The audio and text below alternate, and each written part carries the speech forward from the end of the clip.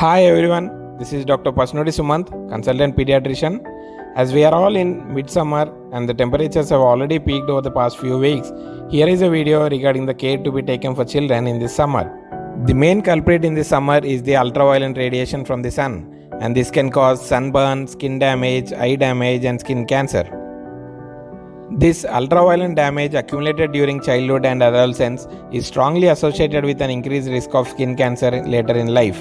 Skin cancer is one of the most preventable cancer. You can protect your child from the sun by teaching them to become sun smart and always using sun protection when UV levels are higher.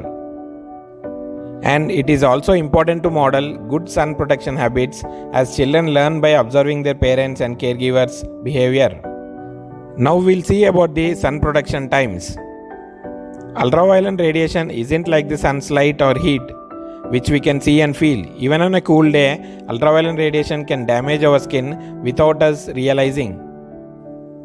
Which is why it is important not to rely on temperature to decide whether sun protection is needed. UV levels are usually 3 or higher in the spring and summer months, and UV levels are most intense during the middle of the day, so if possible, try to save trips to the playground, park or beach for early morning and late afternoon. Now we'll see how to be sun smart. Put on clothing that covers as much skin as possible and choose lightweight, loose-fitting clothing that won't make your child too hot.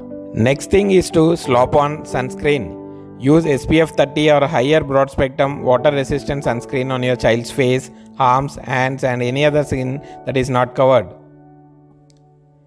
Apply sunscreen 20 minutes before going outside and if possible reapply every 2 hours.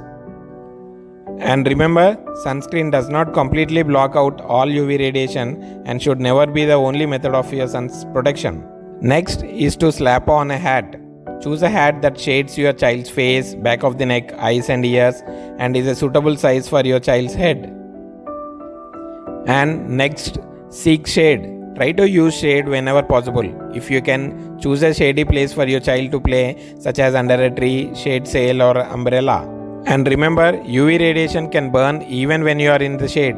So it is important you and your child also wear sunscreen, hat and appropriate clothing. Next is to slide on sunglasses. Sunglasses are labeled with protection category ratings, which indicate how well they protect the eyes from the UV radiation.